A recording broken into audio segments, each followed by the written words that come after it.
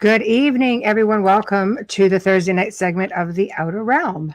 We are broadcasting here via the International Public Radio on the United Public Radio Network 107.7 FM and 105.3 FM from beautiful New Orleans. This evening's segment is partially sponsored by the good folks over at Folgers Coffee. Thank you, Folgers. You know we love you bunches. Tonight, we welcome Mr. Chris Stiles to the show, and he will be discussing everything there is to know about the Shag Harbour UFO incident, also known as Canada's own Roswell.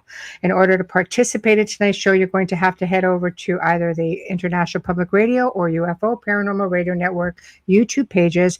Don't forget to subscribe. And we, of course, will be airing simultaneously throughout Facebook, I believe Twitter, and I believe Twitch. And so I think there's 8 different places there that you can check us out. However, if you wish to have a direct response, of course, UFO Paranormal YouTube is the best place. Otherwise, we will do our best to make mention of what's going on in the chat room here, because we see everything from all the different formats. So settle yourselves in, and we will get ready to bring Mr. Chris Stiles on. Yeah, woohoo. So, Bubba, you want to do a proper intro? Yes, I just need 1 second because right. Yeah, sorry. I'm just sharing the rest here. Because it's the groundskeeper's fault, I'm told, and that's we're what going with that. We're going to stick to that. Yeah, that's the way. I'm going to go in and accept this link. Yeah. Yes, please. I don't have him. Live link to watch. Okay. Yeah, I'm getting there for the next one. There, your name had to come up. Okay. Sorry. I'm 1 step ahead of you here, I think. Yes, it's okay. Now it's coming now. There it is. Okay. I have been watching this gentleman all day today. Just so impressed by his story and his tenacity with this.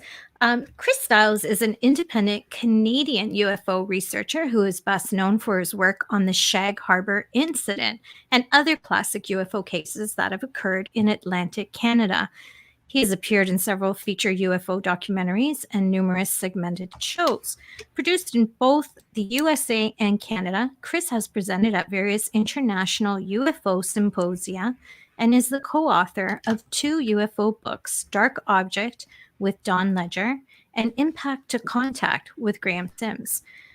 Stiles holds a blended view of the UFO phenomena that he believes features a nuts and bolts reality, intertwined with a powerful psychological psychic component, which includes the possibility of reality transformation via controlled witness perception. Wow. I find him very interesting. Hello, Zach. Hello, Michelle. Yes, I find him very, very interesting. Michelle Millions and she's on Facebook. I can't type, but yes, hello, Michelle. One spot. It's a beautiful name. Of course it is. Yes, it is. It's very beautiful. Well, I know that Joe and I talked about Shag Harbour on the Gray Zone Uncensored probably a couple weeks ago, so I had to really research it, and it was like fascinating. Yeah. To say the least. Hi, Wayne. Yeah, to say the least, I thought it was fascinating. It really is like our Roswell, Yes. It was like really amazing. And just to think it happened in this little town. So small, but isn't that always the case, right? It's small population where this happens, but I'm intrigued by the amount of witnesses and variety of witnesses that saw this, as well as what you don't find, and we'll let him tell that story. But I was watching him all day on anything I could find him on today, all over online, and I'm really looking forward to talking with him. Well, apparently he is here in the green room. Yay. So we will wait for Joe to bring him on in. Thank you, Joe. Hi, Chris. Hello, ladies. How are you? Hi. It's great to be here. We've waited a long time for this. I've been watching you all day on TV. My reputation precedes me. It just made me look forward to this even more. Mm-hmm. Yeah, it was fascinating. Absolutely fascinating.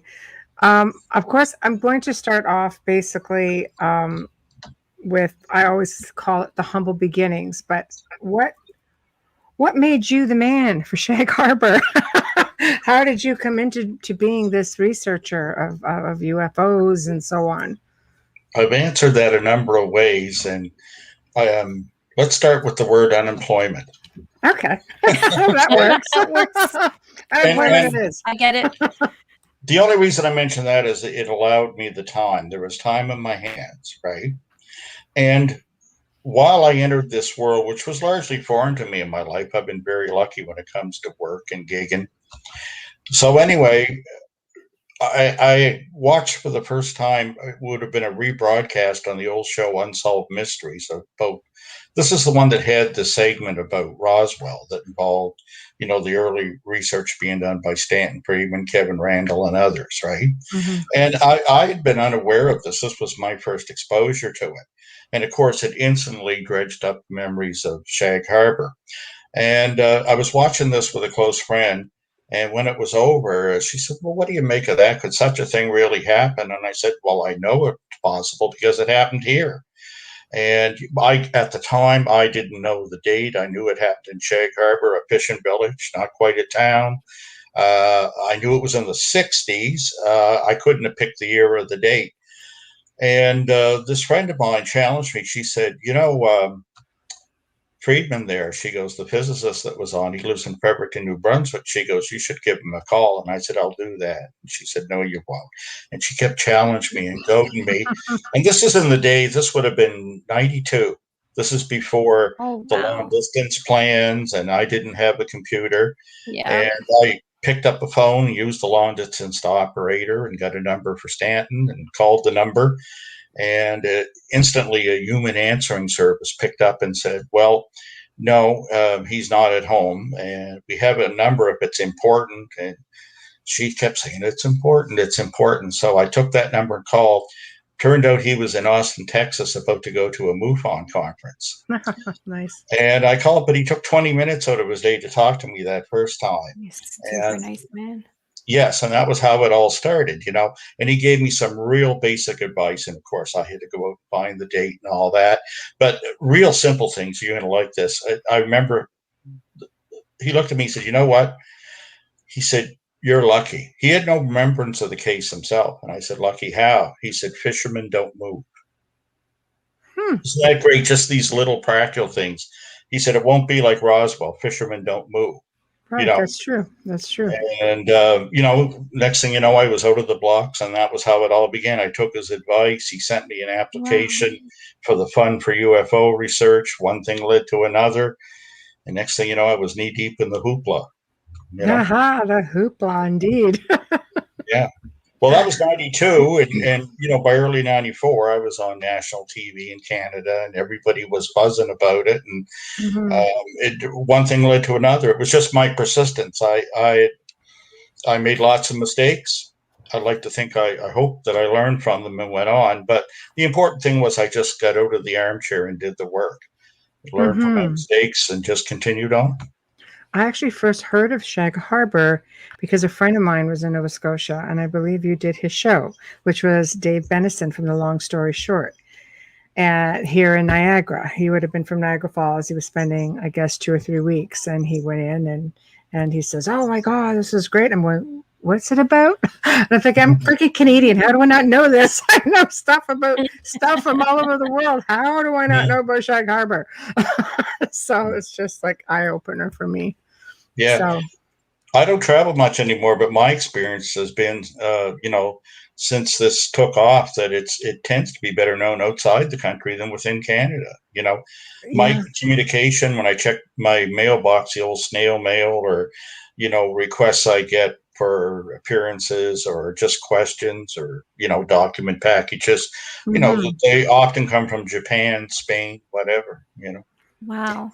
There definitely seems to be a big interest in these stories. Canada, I guess, let's face it, it doesn't have as many, at least not recorded, documented cases with multiple eyewitnesses. You look at even the States, you have the battle over Los Angeles, the Phoenix Lights, like there's just stuff everywhere where people have like multiple witnesses have seen something. Shag Well, Harbour seems to be the main one. well, no, we have other great cases here, but many of them are unknown. I just think that, here we don't see ourselves as exotic. People look, they see something, they often don't report it. They shrug, go home, make a sandwich, as they say. That was cool. Yeah. Have a Yeah, sandwich. really. I mean, our greatest weapon in this field isn't so much government suppression and cover-ups. It's apathy. It's apathy. Yeah, That's That's true. the biggie. That's that true. is so That's been my true. experience. But I mean, for example, when you talk about multiple witness cases, there's a great Montreal case, that takes place on the top of a hotel, with it eventually involves Metro Police, RCMP, the Oh, military in wow. 1990. Wow. And Wow. this played out over hours, and there's photos and that. It's been done on some U.S. shows, but it's received very little coverage in Canada. Yeah, You I know, think I may have heard something along something Montreal. You just nobody seems to really push it here. So if yeah. you don't catch it in the States, if you don't catch it on television or to go look for it, you just you won't do it. You should write a book about all Well, these all yeah. these places. Well, maybe that'll be the next one. I've written a couple of books, and maybe that's the next one. Is these cases? The some of them have been touched on in brief by books. Certainly Chris Burkowski has some good works out there that have touched on them, but you could certainly do more in depth on some of these great Canadian cases that just deserve more attention than what they're getting. I mean, Shag Harbour. Before I got into it, I mean, Stanton Friedman had not heard of it. Wow. Like think about that, Yeah. in 92, and then 2 years later, magazines like Maclean's is referring to it as Canada's most important case. It was that quick, and it was just, Wow. it had slipped into the dustbin of history. And it Hmm. often makes me wonder what else has been just lost. Hmm. I agree. I can imagine how Mm, much has been lost. I do a lot of research, and I have found some really interesting potentially, UFO connections. Um, but it's a whole other show. But it is really fascinating because it's stuff that sometimes it's just so far north and just little communities, and you just think, oh wow, I didn't even know this little community existed. It's sad, really. It's just we're rich with that sort of history. Getting back to Shag Harbour, mhm. why don't you walk us through it and let us Sure. know what happened on the night of the event and so on, and we Okay. can move from there. All right. In brief, here we'll take us back in time to the Oh, night of October the 4th, 1967. It's 11:20 p.m. It's a moonless night. The moon is already set. And at this, Shag Harbour is less than a town. It's a tiny fishing village. mm, Lobster is the main thing there. On this dark night, we had perfect visibility. You could see 6th magnitude stars without binoculars, perfectly clear sky. And about 11:20 p.m., people that were out driving around that hadn't gone to bed like most of the fishermen would have done, if you were out and you looked up, what people first noticed was the set of 4 flashing lights approached from an easterly direction. And these lights had an unusual pattern that was nothing like commercial air traffic. They would go in sequence 1, 2, 3, 4, and then flash again. Very unusual pattern. Most of the witnesses estimated the array to be at least 60 feet across, but some mm, estimates now were double that. Anyway, this formation of lights was seen to hover over the waters of Shag Harbour for several minutes. Then they tilted to a 45-degree angle and descended rapidly to the water's surface. Um,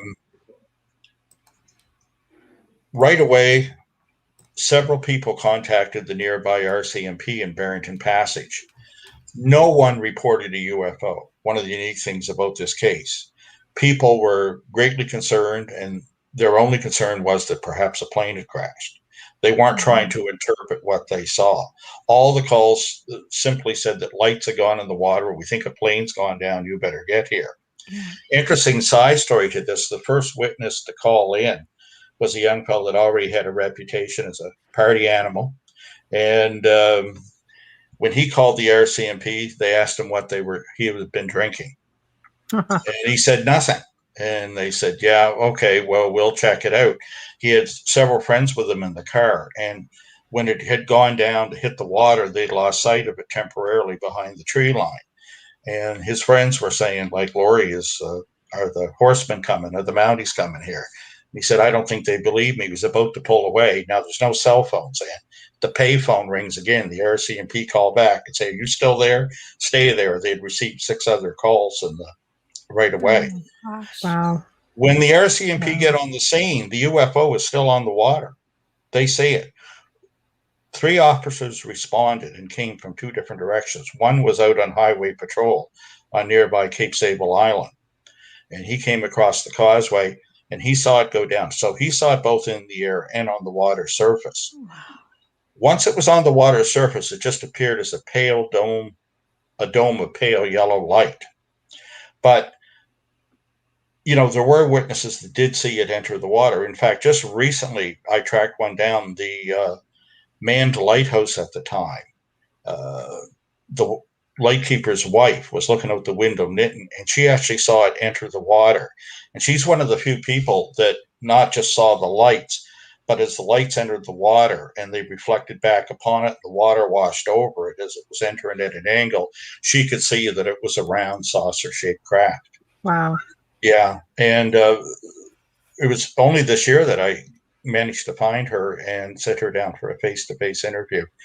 That's interesting, because she would have seen it from up top, I guess. You run up and you just catch it. That's really fascinating. Anyway, we'll end what happened that night real quickly. When the RCMP get there, they see it on the water.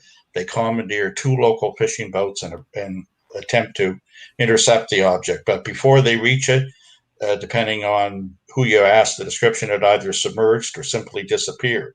Many believed it submerged. When they get to the last known surface position, there's a huge streak of yellow thick foam that's at least 80 feet across and perhaps half a mile in length. Contact is made with the nearby life-saving station in Clark's Harbor, and the Coast Guard responds, and they show up. They search through the night until 3 a.m. The search is called off until first light, and they go back in the morning, and that's the first night, and then the fun really begins. But because that wasn't exciting enough. Well, yes, you had 7 people call in. You had dozens of people by the fish plant. You had 3 RCMP officers who all saw it on the water, and one even saw it in the air. And of course, as time goes by, what they learn is there's no missing aircraft. There's no late aircraft. Nothing has gone down. Right. And of course, as they re-interview witnesses and talk amongst themselves, and also connect with 2 nearby military bases that were U.S. bases on Canadian soil, Canadian Forces Station Barrington at Baccaro, which was a radar facility. Everybody heard of the Dew Line, but there's actually a Mid-Canada line and a Pine Tree line. And the Baccaro base was that end of the Pine Tree line. It was very near where this happened. And you also had a U.S. base at Shelburne, which was the coordination center for submarine detection in the Atlantic. And of course, they knew nothing. And like I say, that's when things really take off. But that was just the first night. Wow. So, how many witnesses were there? Well, you have credible witnesses with the police officer. Well, that's right. We had 3 police officers, which you could argue are professional witnesses, right? Anybody who was outside and looked up saw something. And the other thing to point out is, at the time, amongst researchers, this was often referred to as the night of the UFOs because there were reportings from all over the province, offshore, in the Bay of Fundy, over Yarmouth, over Metro Halifax, Dartmouth. That's a hike too. That's right. But of course, all this gets eclipsed in the media coverage because of the crash into Shag Harbour. Because you get the military involvement. You had officers on scene. There's a naval search follows eventually with underwater divers. So this quickly pushes the other stories, to the back pages. Yeah, because that's really spaced out. In their investigation, did they go back and explore any of that? Was it the same craft, or was there just a rash of them? Well, I mean, They move depending pretty on quick. the area you're in, there's some similarity to sightings, within a timeline within an area. But like I saw something that night. I was only 12 here in Dartmouth, and it just looked like a huge orange sphere, and it was mentioned in the local newspaper at the time. Witnesses coming across the harbor and the ferry saw it. Coast Guard ship saw it. But again, there were different things seen on in different areas. Whether you were in Lunenburg or Bridgewater or you know. But I mean, there were other cases that were filed. There's one of the interesting ones is actually an X file, an RCMP X file I recovered at St. Mary's in the files of the late Jesuit astronomer who started the astronomy program there. And it occurred on a dragger about 20 miles offshore of Sambro, Nova Scotia. And there was a ship that was brand new at the time, a dragger with radar, and had 18 men on board. And they see 4 UFOs on the water in the distance, and they're getting radar returns. This is about 2.5 hours before the Shag Harbour incident. And they file a report. And it's very interesting because in the last sentence, he refers to the Shag Harbour thing because it was the next day he had to come in and file the report. When he got on land, he went to the RCMP. And in that report, it says, it's not like anything I'd ever seen before. I watch all the naval exercises. I'm used to everything at sea. Mm-hmm. Perhaps it's like the thing they're looking for off Shag Harbour or off Shelburne. And that's the only mention until I heard the story from the Granby divers that there could have been a second search off the base there at Shelburne. But anyway, yeah, I mean, there was an RCMPX file and, the paper trail. That's one of the other unique things, unlike Roswell, where you have controversy over some of the Well, documents. You're trying to hide something, right? Yeah.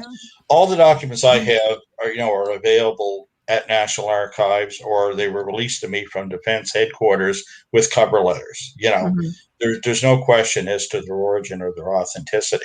And it's quite clear. One of the most interesting things, when you look at these things, is that it reveals what the government officials thought, and they thought they were dealing with a genuine article. And in fact, less than a year later, UFO responsibilities were transferred from the Royal Canadian Air Force to the National Research Council. And a few cases are always mentioned in our attachments as to why. And of course, Shag Harbour is one of them. The Stephen Michelet case is one, out in Falcon Lake, Manitoba. Yes. And one or two others, but it was quite clear that they thought they were dealing with the real thing. I was lucky enough in '94 to interview Squadron Leader William Bain, and he was one of the 2 majors that worked at the Air Desk. For anyone who doesn't know, the Air Desk was Canada's equivalent of Blue Book at the time in the Air Force, right? And he gave a great interview, and he was convinced that Shag Harbour was the real deal. As he put it, like ufologically speaking, I suppose for you guys, he says the story had a happy ending because it's the one that got away. But whatever it was, we knew it wasn't space junk. There was no missing aircraft. It wasn't a secret military device, So, and, he was being very forthcoming. He told me about sightings he had off the coast of Nova Scotia as an S-2 pilot on, missions when our coast was full of Russian subs back during the height of the Cold War. Oh, yeah. Yeah. That it's fascinating to me because Canada seems to be, for the most part, pretty forthcoming, speaking about it. It's like Roswell. It's just like this. They still don't want to talk about it. Well, to a point, these things vary from nation to nation. I mean, there's been some amazing releases in the past from countries like Belgium, Chile, Mexico. It's the United States that's the tough situation where security and cross purposes up get until next week. Apparently, that's the big disclosure week is supposed to start. Yeah, we're all watching that with bated breath, but I've been hearing this for a long time. I don't get my hopes too high, but like everybody else in the field, I'll be watching. I'll be interested to see what gets released. I imagine they'll tease us with a little bit of something here, Kind of like the Kennedy files, all that hoopla, you get there and it's all blacked out, right? Well, yeah. Let's hope it's not like that. Nova Scotians are some of the most amazing Canadian citizens. They really are. They're incredible people. And Canada's notorious for once they tell a story, it's gone. They never continue, they never finish. What happened with this back in 1967? Because you didn't have internet, it wasn't like now where something just goes at the speed of light. Yeah, it sort of becomes like part of oral history, I think. Right. It did become known around the world in the day, and one of the initial ways that happened was that it became a headlight story in the Halifax Chronicle Herald, which was a broadsheet here, and had the reputation, and still does, I think, of being Canada's most conservative broadsheet. Like I said, this thing happened October the 4th. That was a Wednesday night in 67, about 11:20. By Saturday, the morning edition, it was the headline. 2-inch red letters, could be something concrete in Shag Harbour UFO crash RCAF. And it stunned people. And it caught attention because you don't typically see UFO stories in the Chronicle Herald, right? And so it became a line story, and it quickly went out and got picked up, whether it was in Toronto, New York, Tokyo, and went around the world. Yeah. So for a brief while, the little fishing village of Shag Harbour and the Canadian UFO story did grab the world's attention, right? And it certainly grabbed Ottawa's attention. I say, the air desk ordered an underwater search about a day and a half later and sent down 7 divers from the Fleet Diving Unit in Halifax through Maritime Command. These men went down in pairs and dove for days, looking for it. But in the end, the search effort was canceled. They claimed to find no trace, no result whatsoever, no debris, whatever, officially. Some of the locals tell a different story. Some of the divers eventually told me some different details, but this was the official result, when the search was terminated, which would have been Sunday night at last light. From Wednesday, Thursday, Friday, Saturday, Sunday, the search effort. Now, this is a low-tech effort. This is not like today. There's no side scan sonar. These are pairs of divers going down, laying a grid pattern on the bottom with handheld lights, right? So it wasn't that deep then? No, it's not that deep, not in the Sound. Which is what the locals call that part of Shag Harbour. Okay. They eventually dove in a pattern that would have been about half a mile by a mile and a half. This thing, when it was on the surface, was seen moving toward open water in the ebbing tide. And like I say, it left that long streak. And they kept expanding the search area. I have all kinds of military telexes that were preserved in National Archives. Well, I guess nowadays Library and Archives Canada. And there's a file there called RG 77, Records Group 77, and we have many of the telexes preserved. And before the internet, that was one of the primary ways that orders. And we have the actual orders, and these things are great. You see these old things, and it helps once you learn what the military jargon means in it. But what's cool about these documents is that often you learn more from the margin notes, what somebody wrote in it when it was filed away and put on microfilm than, in the body of text, right? Like in the margin notes, you'll see somebody start writing, could this have been a meteor? Call Mr. Greenwood at NRC. And then it's all scratched out. And at the top, they put UFO, underlined it 3 times, and put an exclamation mark.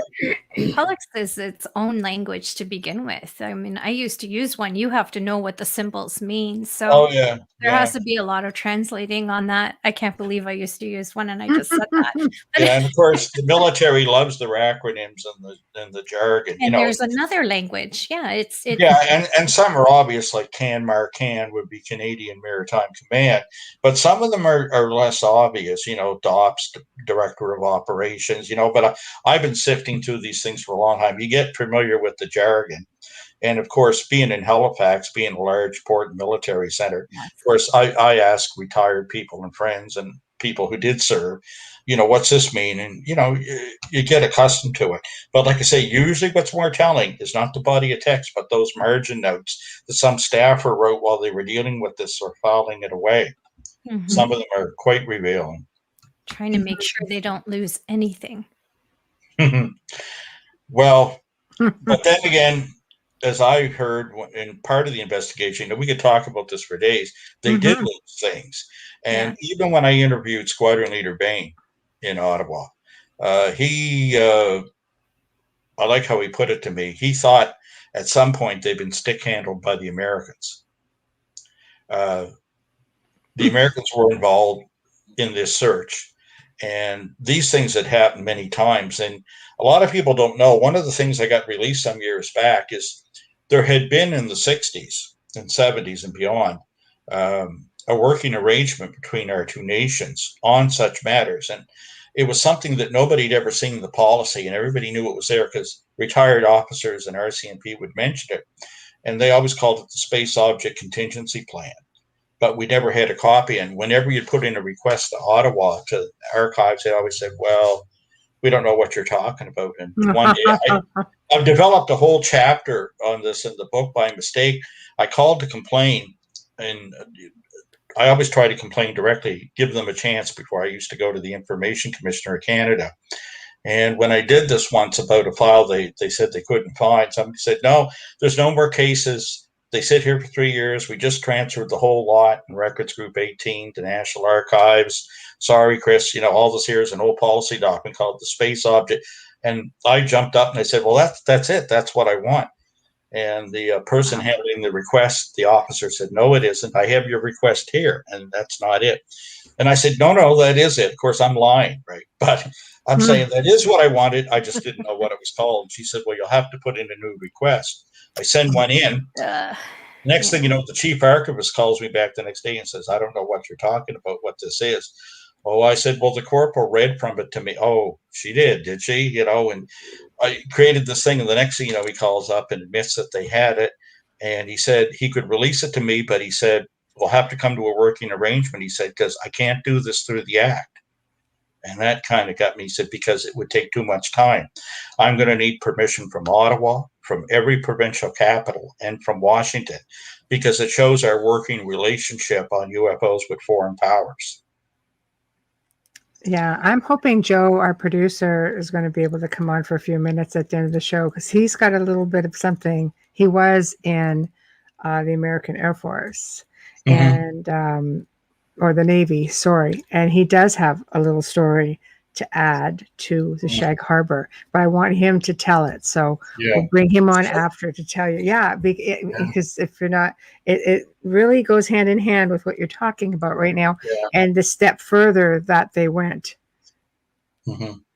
Well, anyway, like they had this policy, but it wasn't always adhered to, right? And, I could get into, there's all these side cases and stories, when you get to meet the men, the guys who did these things. And by the way, they have their own jargon. They'd say, well, we put a couple guys out with UFO detectors in the field there. And I was going, whoa, UFO detectors. What's a UFO detector? What a UFO detector? Can I get one at Canadian Tire? Wait, no, you don't. Yeah, I want one of those. A UFO detector was a rusty iron rod they'd poke down into the ooze, trying to see if they found something or had gone down in the mud or the seabed, right? Yes. Or swamps. Yeah. And if that wasn't long enough, you could screw two of them together and it would be 16 feet long. And that's what a UFO detector was. So you can get it at Canadian Tire. You can, yes. Yeah, this is not glamorous or high tech. No, that's what they're using on Oak Island. They must have one in the swamp. Yeah. I see them doing that exactly. Take us to that fateful moment where the RCMP is standing on the shore looking at this. What happens next? Well, let me show you give you one comment about that. I did some episodes where, I don't know if you remember the old syndicated show Sightings that used to be on Fox. Yes. Paramount Television. I did 4 episodes of that back in the 90s. And one of the ones, of course, was about Shag Harbour. And we actually brought down one of the Mounties and he went on camera in Vancouver. Oh, wow. That's awesome. And talked about his memory of what he'd seen. But some of the details that didn't make the edit when I was talking to him were really fascinating. And one of the things I remember is that night, remember, you have to picture everything is dark. The moon's down. There's no street lights by Old Highway 3. They're looking out with his field glasses. And one of the things he noticed, and I thought this was really cool, there's a large buoy that's out in the water locally that's known as the Budget Buoy. And it stands about 8 feet of the water. And when this thing passed in front of the buoy, it completely blocked it from view. So he assumed it had 8 feet of relief above the water line. Wow. Details like that. You don't get them usually. That ends up on the editing room floor or something. But to me, these are the things. These are the hard details that make these stories real and give you the details. And then, of course, years later, you hear the Mounties, and then we found. My God, it was just in 2007, I think it was, that, a Pan Am flight flying over early in the night had a near collision coming in. Wow. And, we found the reports, and eventually the pilot and co-pilot, I'm sorry, the co-pilot, the pilot was dead, the captain, but the co-pilot and the flight engineer flew themselves up, and, I managed to interview them and get to know them personally. And, this thing, they had a near collision and they were panicky about this thing earlier that night. This is at 33,000 feet. And that's the great thing about Shag Harbour, with all the witnesses on the ground and the ones in the air and the RCMP, when you put the aggregate of the evidence together, it just eliminates so many things. I've had people say, well, some fishermen told me it wasn't anything. They're all crazy there. And somebody shot a flare. Well, a flare just looks like somebody's porch light coming on from 33,000 feet. Exactly. It's a lot different than when something drops in front of you, and you think it's probably all over, as this thing starts pacing you at 500 knots, Yeah, it was so detailed by everyone as well. There was 4 lights, there was lights following it. Like everybody had the same account. So it's really hard that's crazy to say it was a flare. Well, and like to say, when you consider the reaction, the fact that nobody reported a UFO, this is in so many ways breaks the mold. It's a very un-American story. Right. No, I think the fact that you have all of these people working together, you have the police, you have the military, and I mean, nothing's being really hidden. It's just all out there. They're getting the fishing boats, they're going out, they're having a look. Like the public is really being kept in the loop. Everybody's sort of watching what's going on. Whereas, you go to Roswell, it's just like, you didn't see anything. No. Okay. They show up at your door. You didn't see a thing. It was a weather balloon. Other problem there is the other problem here is you get 3 different places to say, no, this is the crash site. No, this is the crash site. Exactly. No, this is the crash site. Exactly. And here they thought it was a plane, so they're looking for survivors. Their minds were somewhere else. That's why they were so persistent and rushing over, looking to see if anybody had survived any of this. The term UFO was never applied by the witnesses. That was applied by the authoritarian agencies, which is very appropriate when you consider the fact that UFO is actually a military term. It was first used in 1952 by the United States Air Force. But in this case, nobody referred to it or reported it as that. And in fact, many of them were reluctant to believe that at all. They thought, well, maybe it's a secret military device. Maybe it's this. They had a lot of trouble grasping the concept and why that would be. One of the things when I present on a stage and you have a U.S. audience, I don't travel much anymore, but I did for a number of years do a lot of conferences down in the U.S. and sometimes they came up here for ones we had here in Nova Scotia. And one of the things I used to get across, I used to kind of wake them up from the start, is when I was setting the scene and describing what happened that night. I go, look, it's October the 4th, 1967. There is no Roswell. And they go, whoa, wait, Chris, that was 1947. Yes. And everybody had forgotten about it. Like until Friedman and the others started looking into this in the 80s, Roswell was forgotten. That's You ask 20 any years. UFO researcher, they'd say these things don't crash, they're all weather craft. That was the prevalent belief, through the 60s and the 70s, right? Roswell was not an influence on how people, obviously not, because none of them even reported a UFO, right? And you have to kind of set that scene. It's 1967. You look at UFO books at the time, they don't mention Roswell. I've only ever found one that has. From before Friedman's research, and that it's a rather famous one, but it's not one people nowadays would have read. Flying Saucer Serious Business by Frank Edwards is the only book I've seen that mentions the Roswell incident, and it only gets a couple of sentences. Yes.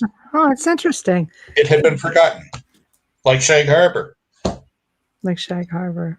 Yeah. But boy, did Roswell come back. There will be T-shirts, and there will be, and of course, there is for Shag Harbour. There's a coin. There's a whatever, but there's still a small. sign. Yeah, There's a There's a sign out there. museum. There's a museum. there's a sign. Yeah, there's an interpretive center. Yeah. Yeah, I'm more comfortable with that than a museum. Yeah, they call it a museum. I was watching it on YouTube. I went, oh, okay. Yeah, Yeah. used to be a general store. Yeah, Yes. just a little place. Yeah, Quite but impressive for there. It's near where it happened, and you can get answers there, and people will take you to the spot. Usually, Yeah. everything is up in the air right now in the time of COVID. They're hoping to open this summer, but I it's a know. great little place. A lot of friendly people. Oh, Nova Scotia is beautiful. But I mean, it did hit like tabloids and everything. I mean, it it was was National out there. Enquirer even. Yeah. So, I mean, the rest of the world had to find out about it somehow, I guess. It's just all retaining it, and the rest of us are like, what? So and there was follow-up articles, and of course there was a debunking effort in the Herald because they wanted to distance themselves from this when they said, "Oh my God, what have we started?" Because this was not the image the paper wanted to portray, and I mean, I could spend all night, but like, there's a great story there because the reporter that wrote it, he went around to all his colleagues and he thought, "Geez, can we print this here? Like, is this real?" And everybody kept looking at it, and they were telling Ray McLeod was the reporter. He was just a new young fellow there, and they were like, "Oh God, Ray, we don't no." Take it to Wilkie, see what take it to this guy. He went through the chain, and when he got to the managing night editor, a gentleman called Harold Shea, he looked at it, he read it, and he said, "You checked these sources? You actually talked to this guy in Ottawa?" "Yeah, whatever." "Great," he says. "It's going to be the headline story." Wow. And they both nearly got fired over it come Monday morning. Oh my God. They got called into the office, and it was like a scene from Lou Grant. I know. I love that. The owner of the paper was pacing back and forth on the phone, and he said, and he just points at it, makes them all sit down, and he hangs up the phone and starts ringing right away, and he throws in the corner. He goes, "You hear what that? You know what that is?" He goes, "We're scaring people. We are not in the business of scaring people." Understood. He looks at the managing night editor, says, "You're coming up to the day shift." He goes, "What were you thinking, Harold? You're a good man." And he looks at the reporter and he says, "You know what you're going to be doing from now on? You're going to be covering weddings, That bar is a Lou Grant Those moment. kind of special events. weddings, bar mitzvahs, and cement pourings." Oh my I gosh, don't you're want to hear a killing me, word Chris. out of it. You're killing me. First the telex, then Lou Grant. I'm like so into this. I know, we're so back in time right now. I love it. It was a simpler time, right? It was a great time. Yeah. But yeah, I didn't know about Shag Harbour because I was born in 69. My husband was born in 67. And then when I started reading about it, and I had the pleasure and the honor of interviewing Stan Freeman a few years ago, and he never talked about it. And I credit a lot of what I learned was from that interview. And I wish that I had known about it because I would have brought it up with him. And he was a great man. He really understood how important it was to tell the story. Well, he gave a lot of time and help to me. He himself, didn't tend to promote it or bring it up in any way, but he was, anything I ever asked of him to do or to make a connection or, he was great. I remember meeting him here. It would have been 93 at the Agricultural College. He was giving a lecture in Truro, and I drove down to see him. And next thing I know, I think it was a couple of weeks later, we were on the Deanie Petty show that used to be on in Toronto. I remember still. There we go. Yeah, she's still out there. She has a clothing line. Petty. Yeah. Oh my God. Yeah, I remember Deanie Petty. Yeah, she was a helicopter pilot before that, and I think went back to that for a while. Oh wow. Yeah. She was an incredible anchor woman. But yeah, wow. That's crazy. That's a way back machine for sure. Yeah. I still love her. Yeah. We all did. Before Shag Harbour, I traveled quite a bit in trucks and vans and that years ago, but I never flew until then. And the first time I ever flew was to go up to that show. And then the next thing I lived out of a suitcase for the next few years, just going around. It was a very exciting time, Mm-hmm. And now we're told not to leave the neighborhood in Nova Scotia. We're under lockdown again. Us too. Us too. It's been 3 months. Yeah, the numbers are coming. Well, we were doing really great till about a month and a half ago. I Right? saw that. Oh, yeah. I mean, we were just down in double digits for the year. A couple times we crushed it to zero, and then it just whoosh exploded. We haven't been to zero thanks to Toronto. Yeah. All of Yeah. Ontario's locked down, sadly. Yeah, it's been since March. It's been crazy. Just really crazy. But what are you going to do? You got to do what you got to do, right? We're going to come out of it. We're all going to come out. Absolutely. Absolutely. Now you mentioned we'll go back to Shag Harbour. There were 3 days of investigating. They did an extensive underwater search. They came up with nothing. Yeah. I mean, did they have their theories on where it went? Because I know out in that area, there's a lot of stories. Oh, this underwater base. There's a triangle out there. There's which would create like this big vortex. And, well, there's a lot of story, and eventually the divers Yes. told me what's become known as the Shelburne story. Okay. And I'm always clear when I'm doing a presentation that it remains a story. There's evidence that supports that something happened. It's ambiguous. There's no doubt that Shag Harbour happened and that something unconventional came down and entered the water there. And, for practical purposes, it's that old term. It's, like a flying saucer. So it wasn't anything. I mean, if we had something that was both aerodynamic and hydrodynamic back then, it would have been so great to use in Vietnam. Think about it over there. But we don't have anything like that now, and we didn't have anything like that then. The Shelburne story, what that's about is the idea that once the UFO gets away out of Shag Harbour and in that shallow bottom, if something substantial had been there or some artifact or the object itself, it would have been quickly found. So you have to wonder, first of all, what's that size? Even if you want to argue it wasn't a UFO, entered the water, and how did it get away underwater? And everybody's seen it enter, right? Yeah. So, but what the divers claimed is that it got away under the water and came to rest on the seabed about 20 miles away up near the Shelburne base, out off a place called Government Point, halfway between there and McNutt's Island. And that it sat there for a week, and when divers went out there and went down to take a look, and this part was never public at the time. This is the black box part of the case if you accept the Shelburne story. And I always careful. I still call it the story. This is the part still lacking the hard evidence. And God, I've certainly looked for it. I went through all the ship's logs and the Canadian Navy, tried to find corroborating witnesses, lighthouse records, etc., that would back this up. And it remains a story. Shag Harbour definitely happened. Crash of a mysterious object in the water. Shelburne, I don't know. But if you accept it, what they said is that 2 UFOs were there and one was giving assistance to the other. And the divers, once they saw that was happening and there was actually beings in the water, that it became just a mission of observation. When they first went to the area, they had, the idea that something was down there and that it might have been the object because they'd been tracking it with sonar buoys that were being dropped from S2s and Argus out of Greenwood. But when they got there and saw that, they were told just to observe, and they sat there for a week, and they claimed that after 2 weeks, these 2 objects moved underwater down into the Gulf of Maine, broke the surface, and flew away. And in fact, of course, 1 week later to the hour after Shag Harbour, you have sightings all reported, seeing just that, 2 sets of lights again come up out of the water and fly away at night out into the Gulf of Maine.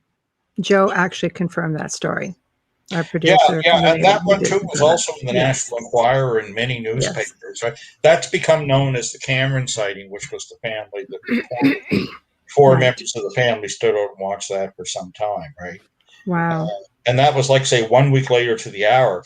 And one of the teasers I know when the divers first told me about the Shelburne story was they said we sat over this thing for a week, and when I saw that and looked at the time frame and it was 1 week to the hour, you're like, and they didn't know I was coming to knock on their doors or find them. Like, it makes you wonder. But Shelburne remains a story. We don't have the hard documents and the people to put their name on it the way that they have with Shag Harbour. Shag Harbour, it's like rock and roll. It's too late. You can't make it go away. Like, I used to laugh. I remember Jerry Garcia, I saw him interviewed once, and he says, "Yeah, the FBI can't do nothing, but the CIA can't. Rock and roll's happened. It's too late. They couldn't hide it away. It's here." The great And Shag secret. Harbour was like that. You had 70 Yeah. people standing around by the fish plant, and 3 RCMP officers, reporters showing up. You couldn't say, no show here, go home, nothing. Wasn't like that. And of course, Canada. You got to remember this too. Part of this is Canada. Canada in 68 is not New Mexico in 47. In 67, I should say, is not. It's very different. You just can't tell people, well, it's a weather balloon, or go home. You can't be here, or whatever. No, that's Or not going to wash. People wouldn't put up with it here, and our expectations of that. Let's not say we aren't occasionally hoodwinked or led by the nose, but overall, you know what I mean. Things do tend to be more open. It's not just, I'm not trying to wave the Canadian flag, but part of it too was the time frame, the 60s. You can tell people things. Oh, it's not the everybody did what their whole mother love and told peace them. movement Yeah. in the 60s here. We loved our hippie movement. We loved everything. Yeah, go ahead, Amelia. Sorry. Oh, sorry. No, I was just going to ask, are we positive that it was just one craft, that there weren't other ones that followed it in? Well, no. Because Actually, the local resident, when you look at the timeline in the RCMP reports, that's one of the things. And when you consider what time, when you look at the exact time witnesses called in and where they were seeing it from, the belief is that, nobody saw the two in the sky at the same time, but there are actually two in the Shag Harbour area is the belief. Okay. Yeah. When you go back and go through. Thought. But I can't say that 100%, but that's inferred in the evidence and the timeline, right? What we are sure of is that one entered the water, had an unusual light pattern, and there were witnesses. They were very hard to track down. Some of them, I'm still finding them. They went out of province, remarried or whatever, that saw that moment when it entered the water, because those first 7 people that called, they all lost sight of it behind tree lines and such, right?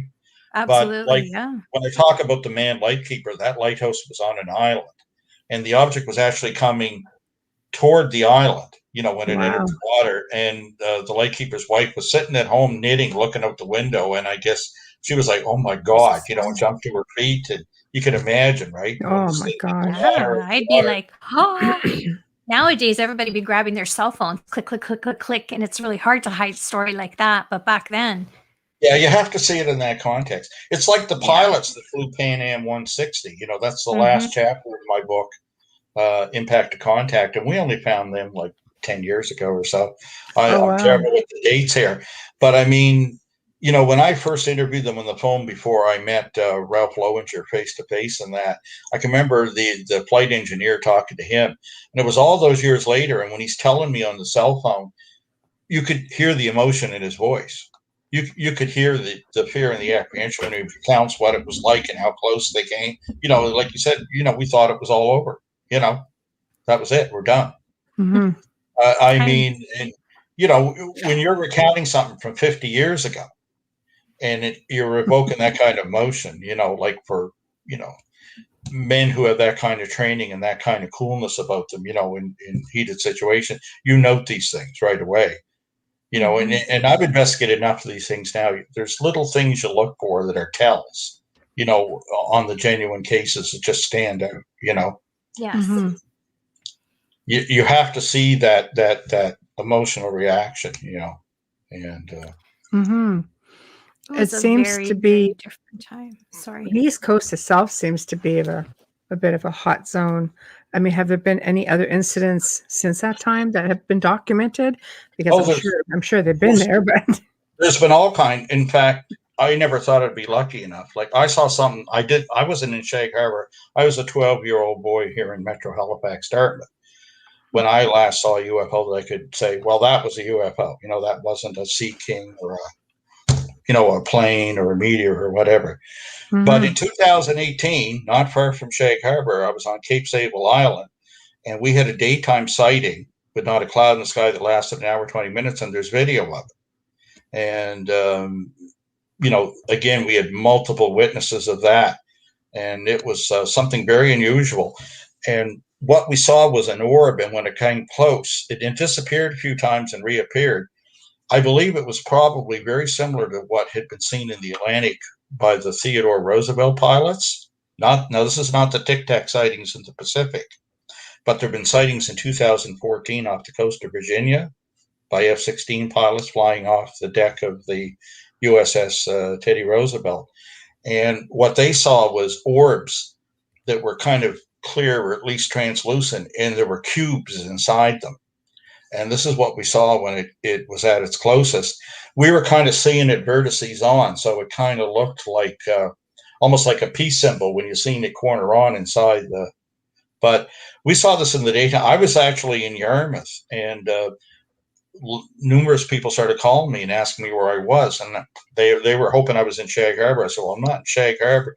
Well, they were like, "We're seeing the UFO right now," and it was a bright sunny day with no clouds over Cape. You got to get here. So I figured, yeah, I'll get here. Well, I've been on many of these chases since I've been involved with as a civilian UFO investigator. You know what happens? It's like the one that got away. You get there, and that's it. We even made some wrong turns on the way from Yarmouth to there. I had a local person that was helping navigate. We made some poor decisions. It took me an hour to get there, so I figured it's definitely over. But no, when we got there, it wasn't over. And I got there for the last 7 minutes of the sighting, but it turned out, luckily, it was the best 7 minutes.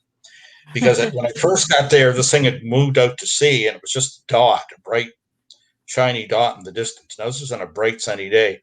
But then it started coming in our direction, and twice it disappeared. And the last time it reappeared, you could see it was like I had a pair of 8-power binoculars with me, a good set of Steiners, and I got them right on it. And it was like the apparent size of the full moon. It was probably a few thousand feet up, and whatever it was clear, and you could see this cube inside it. It had this black ring around it, and when it reappeared, it started as a black dot that grew, and then poof, it became this thing. And it was just awesome, and everybody on the beach was looking up at it. And there's some video shot. Unfortunately, the video that was shot was before it was really close, and eventually the batteries go dead because the guy thought, well, when you see it, you got to shoot it, and you take what you can. But yeah, the total sighting lasted an hour, 20 minutes. There was at least 60 witnesses that we recorded. This is in the daytime. So 52 years later, I finally got to see a second one that you looked at it and you knew, again, that's not a Sea King, and it's not a light plane or whatever. And it was just awesome. Or a windsock. They'll tell you anything. Yeah. Look, we went down by the water's edge, and we were so entranced looking up at it at the end. A little rogue wave come in, and we all got wet feet. We're all like just angled up and focused on this. It was really something. It was September 15th, 2018. So that's a long answer to your question, but is it still happening? Yes. How do we know? I actually saw that one. And Cape Sable Island is about 5 miles as the crow flies from Shag Harbour. Wow. Now, some people get confused when they're in other parts of Canada. I'm not talking about Sable Island out in the Atlantic. That's, a couple hundred miles off the coast. Right. But Cape Sable, there's a causeway that goes over to it.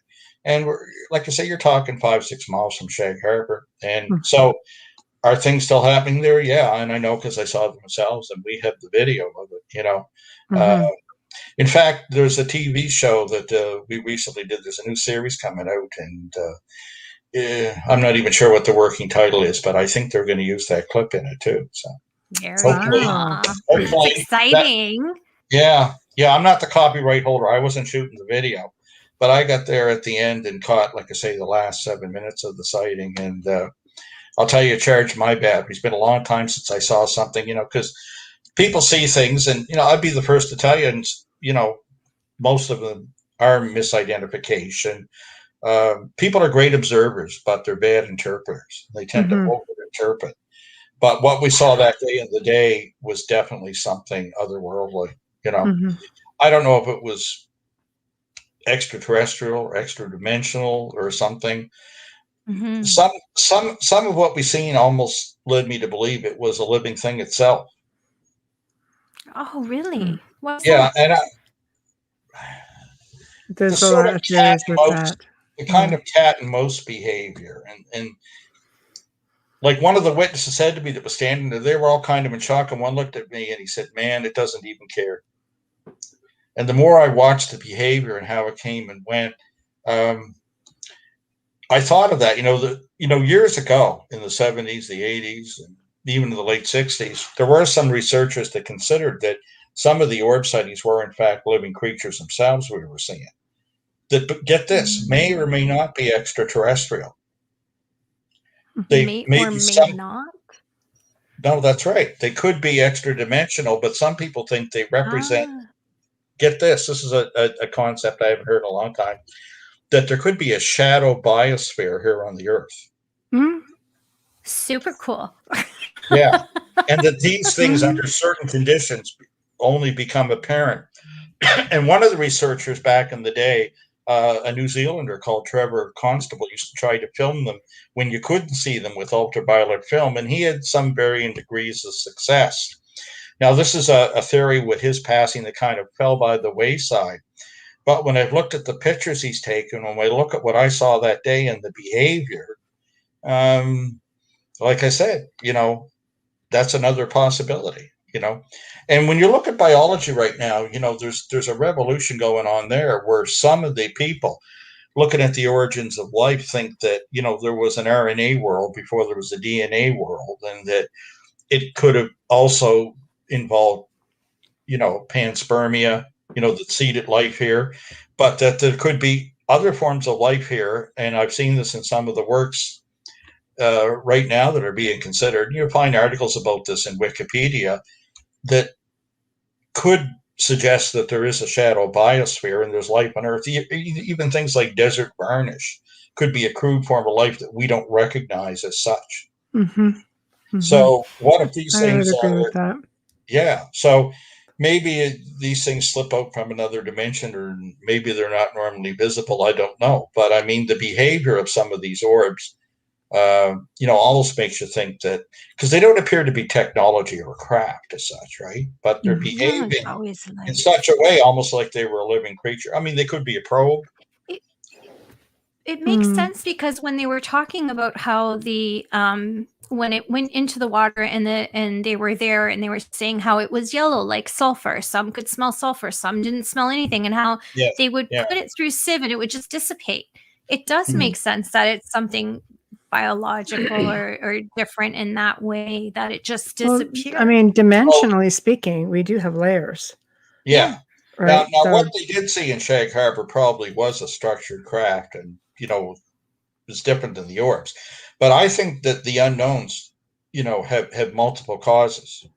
mm, You know what I mean? Like, it's not all, oh, well, it's some little gray guys from Zeta Reticuli. Well, maybe it is, maybe it isn't. But I think that the unknowns have multiple causes. And, mhm. hence these orbs, they could be technology, they could be probes, but they could be living things themselves that we don't recognize as such. Well, our guest Dolly in the chat room, she's one of our regulars and also pretty well versed on the topic. But she says the crafts are AI. Well, it could be. Yeah, You know, it's I leave interesting. that to people smarter than myself. I'm just trying to drag these cases into the light of day and Yeah, say, I listen, they can't be denied, and science is in default for not looking into it, right? yes, no, for But sure.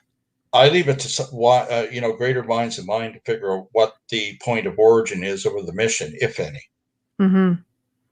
I'm just saying these things are happening. And something, most people, like they say, they go home, they're worried about paying the power bill. They can ignore it. They can say, oh, it's just a bunch of foolishness, right? Mm. But if you're an RCMP officer, if you're an air traffic controller and you get called to one of these incidents, you don't get that luxury. You do not get the luxury of disbelief.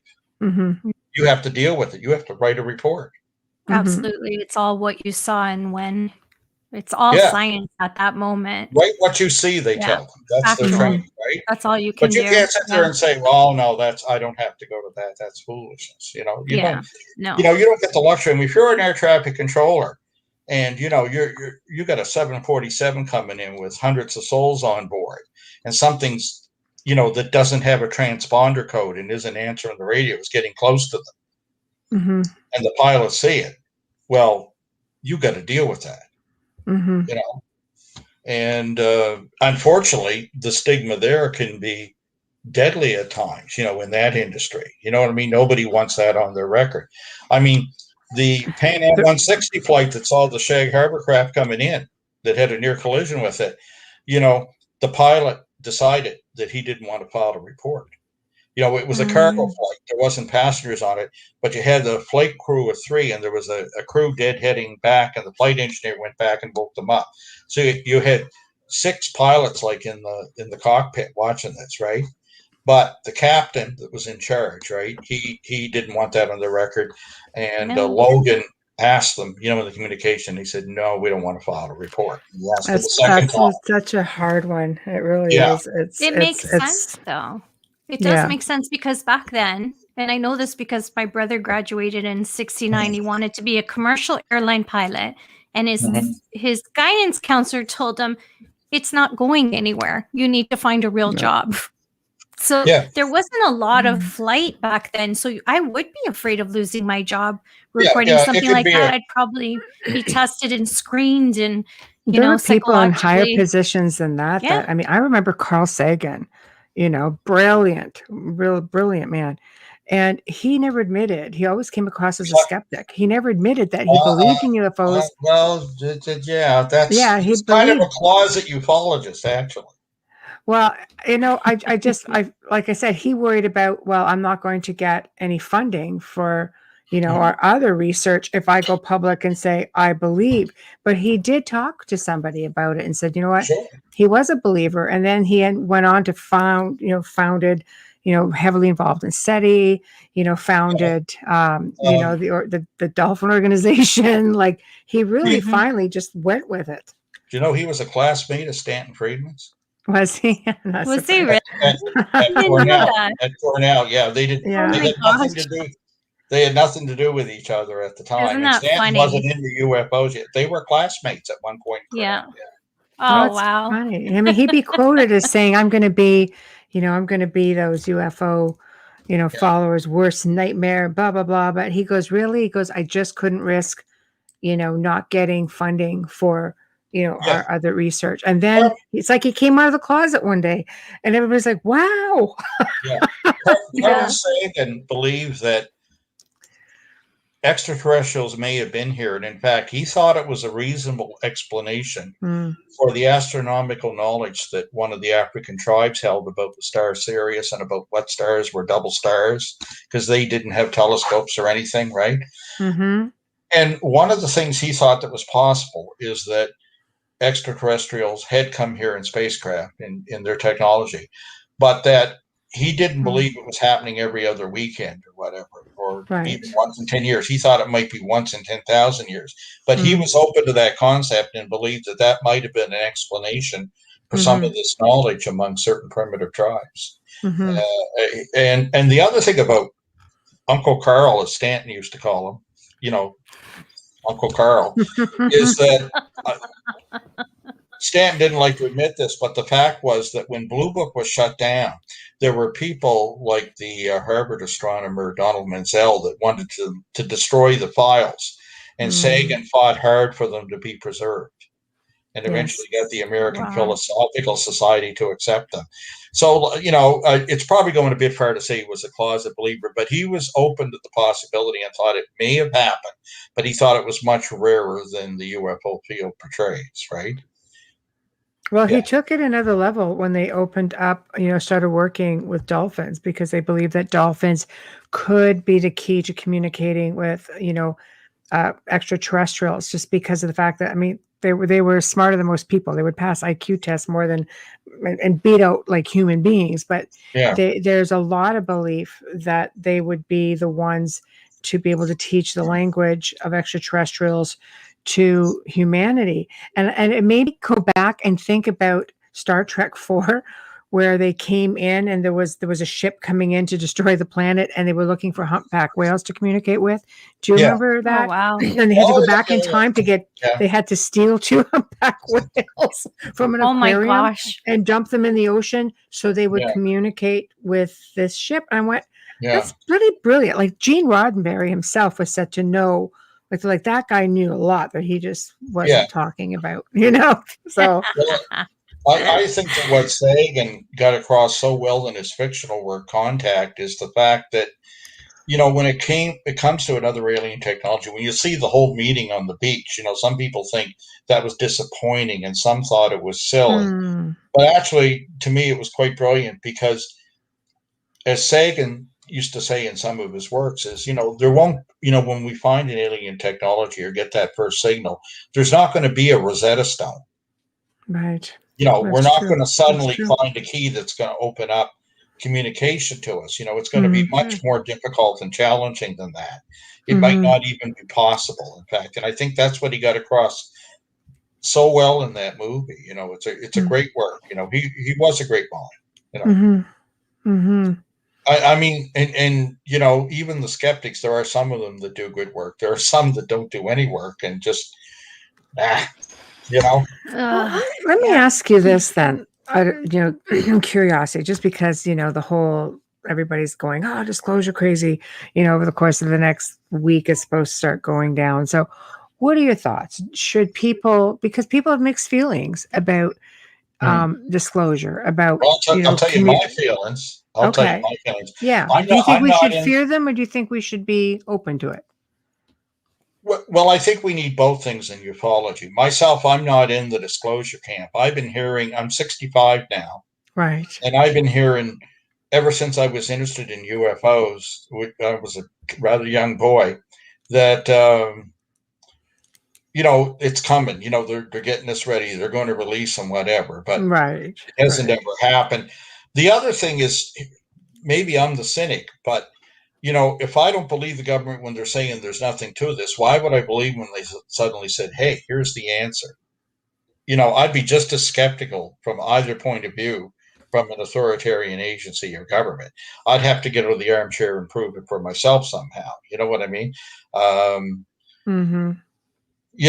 And that's the trouble with science, and it's certainly the thing with politics. It's not like Buddhism where things are always the same and never change. In the world of science, and certainly in the world of politics, in the world of science, the truth changes all the time, right? Just like in medicine and in politics, it can change every 4 years, And if they suddenly said, okay, we know there are aliens, we're not sure what they're up to, we have a sort of deal with them and all this, I'm not sure I believe that any more than they don't know anything about it right now, So I'm going to view it all very skeptically. But something?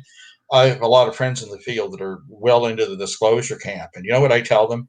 I hope they rub my nose in it. I'm the sort of guy that wants to knock on doors and get out and find the evidence for himself. I don't care who gets the answer, whether it's SETI, whether it's me, whether it's the hard-nosed nuts and bolts guys, whoever gets it. But if they get it and the government fesses up, and the paper trail is good and it makes sense, honesty, I keep telling them all the time, look, you guys, I hope you I hope you, I'd be a happy man if you did it, But I won't hold my breath. But like everybody else, I'm going to watch what release, and I'll probably be able to respond to it. I suspect they'll give us something. Oh, they're going to give tidbits. I still believe you'll get more. You get better stuff from people, everyday people with camera phones who see it and have no reason to hide it. But on the other end of that, a picture's no longer worth 1,000 words. You're right. You're correct. Not in digital. No, not in digital anymore. No, that's right. You can do anything with your desktop, right? Correct. And it's sad that it's come to that, really. No, but I've been watching with everybody else, and right. The government does know more than what they're saying, and we need to know that. We're not joking. We deserve to know, and it's our tax dollars at work, right? So they owe us something, the way I look at it. But I'm going to be looking at that just as fine and just as skeptically as I do every time I find a document or hear somebody's story, right? I mean, there's a difference. I try to keep an open mind to all of it. And the thing is, but you don't want to open that door so far that your brain falls out on the ground either, No. Stay logical. I want to find the kind of evidence that satisfies me, but also would convert any skeptic. That's what we need. That's what we don't have. I've often said I want the door off the thing so I can walk up and drop it on the stage and it makes a big noise when it hits. Okay, so you need the ship to pretty much just land on the front lawn, allow you to videotape it, Invite a few friends over so you have witnesses. I want an artifact. The I want a whole piece of gambit. it. Yeah, I I'm gonna feel say you that must have that's something aboard you don't need on the Yeah, return yeah. trip. Just throw me a Something. morsel, anything, tidbit. Give the me something entire I can't get. paranormal. Sorry, Right. go ahead, Chris. Sorry. No. You go ahead. Go ahead. No, thank you. I just think the whole paranormal field requires that. It just seems to be at that point, Ufology also. Yeah. Yeah. Oh And yeah, no, yeah. all of it, like ufology, paranormal, all of it. It just needs to be right in your face. It's ridiculous. Mhm. They'll say, I can't believe in something I don't see. I'm like, but you believe in God. You can't see. Yeah, even the But Bible was full of anyways, UFO sightings. I think you need to do a absolutely. station ID before we go I on to the next do question. right now. Okay. If you're just On tuning it. in, you're listening to The Outer Realm with Michelle Desrochers and myself, Amelia Pisano, and our amazing guest Chris Stiles is here with us tonight. If you're in the beautiful New Orleans, you're listening to us on 107.7 FM and 105.3 FM radio. And we are International Public Radio, and we are United Public Radio, partially sponsored tonight by our amazing sponsors, Folgers Coffee. Thank you so much, Folgers. Thank you, Folgers. It's Yay. a mouthful. I know it's a lot to say, but woo! Look at that. You Brownie go, Chris. points for the best. Great pencil case. I Yeah, love right? I love their containers. It's a great piggy bank too. Oh yeah. Just saying, it's mad money. So, I mean, you had an amazing experience. I've seen UFOs. I grew up, northern Ontario, and my grandfather was very comfortable with it, and my parents also, and we'd see them, and the next day you'd see the military swarming around looking for something. It's just like, all right, so that was a thing. Michelle, the Sorb sighting that we had in 2018. Yes, the exact same thing, and there were photos from that taken. Happened very near North Bay in a place called Mattawa. I know Mattawa. I'm from Sudbury. 50 weeks before my sighting, the exact same thing, and there were pictures there. It was taken over Mattawa. Wow. Yeah. Wow. Well, Since that's you mentioned interesting. Ontario, yes. Yeah, that's interesting, isn't it? Yeah. And both those cases are MUFON cases that are on file that have numbers, and Wow. have had investigations. Yes. Yeah, it's interesting. I grew up seeing them. To me, it was just natural, to look to the stars and see something. Back then, they didn't have all these satellites. The space station was like not a thing. It was just like you saw the Big Dipper. It's like, wow, yeah, that was as good as it got. That was always connect the dots at school. Well, for example, when Shag Harbour happened in '67, there were only 600 things in orbit then. Wow. We now probably have 60,000 or something. Yeah. Or more, yeah. Yeah. It's crazy how many satellites. Is October the 4th, 67 was exactly 10 years to the day after the launch of Sputnik, the first man-made object in orbit. Oh, I did not know that. That was October the 4th, 57. Wow. So 10 years later to the day. 10 years later to the day. Just to give you some timeline there. No, that's Very fascinating. Cool. No, that's fascinating. I think, people in the cities often get gypped because growing up again up north, we have a crisp, clear sky at night. Even when I visit now, I look up and I realize there's no light, there's no canopy. It's just black and just the stars. Yeah. You see everything. You come down, you live down southern Ontario. It's just, you have just reflections from the light everywhere, city after city after city. Where we are now, in Niagara is just, it's actually pretty good because you do have a lot of areas that it is just really dark and you see them pretty regularly. And all of a sudden you just see something shoot up straight and then you see it just gone. And it's like, that was a thing. So, then you see some helicopter just hightail it right after because here we have the U.S. military base across the river and they hightail pretty soon after. So I was just like, oh, I like to see that because that verifies that it's something interesting that they're going after. The trouble with my city the trouble with my city is fog. Oh, would be. And drizzle, fog and drizzle most times. Yeah. Wow. Toronto, you can't hear or see anything. No. No, here he is. There's always choppers in the air because of all the news stations. There's always weather people. There's everything. You're not going to hear anything, not over the traffic, whether it's day or night. You know, it doesn't matter. Even the lockdown hasn't even affected it. It's just crazy. But yeah, I would have loved to have lived up north rather than grow up in the city, because it's just so much more of an experience. You have more stars too. Like everything's just so much more beautiful. We have the Northern Lights, which were pretty awesome. You know, I mean, across the entire sky, not just one little corner, which is you know, meteor showers. You got to really enjoy it. And again, seeing UFOs. You know, you're out at my grandparents owned an island out on Lake Wanapitei, which was like, you know, huge, but was way out there. And you just sit out there and you just see things just fly across the sky, just going across way up, you know, and you don't really give it another thought. You just get used to seeing things like that and late at night, and that's that. Now down here, it's just like, you know, you'd think you'd see more of them, but I completely agree. You know, Chris, you've got 60,000 satellites up there. What is real? You look at a photograph, you know, unless you're right there with the person who takes it on the spot. But if you've got Chinooks flying over your house, that's pretty. It's true. That's pretty damning evidence. A picture's no longer worth 1,000 words. You need other corroborating evidence. You know, like I mean, I'm not saying it's valueless, but you know, without other witnesses, a time frame, radar, whatever, you know, you need something else, you know. Proper documentation. Just too much. There's too much fake out there right now. Yeah, it's just so easily manipulated, you know. I think the strangest things are these things you'll see on YouTube where you have, you know, some giant animal that they're claiming is real, just the most ridiculous scale of something swallowing a ship or something. Oh my. Yeah. There's enough wonder and there's enough great and mysterious stuff in the world. You don't need to fabricate anything, you know. I think maybe it's just that people crave wanting to see something so desperately. You know, that's like, okay, we're just going to put it out there. I don't know. I've been fortunate. I've seen some pretty amazing things, you know, in my travels. I've traveled the world, you know, and I've been to many parts of the world, and I've seen really interesting things, you know, and yes, you want to share it with everybody, but honestly, I think experiences aren't meant for everybody. Sometimes it's meant for you.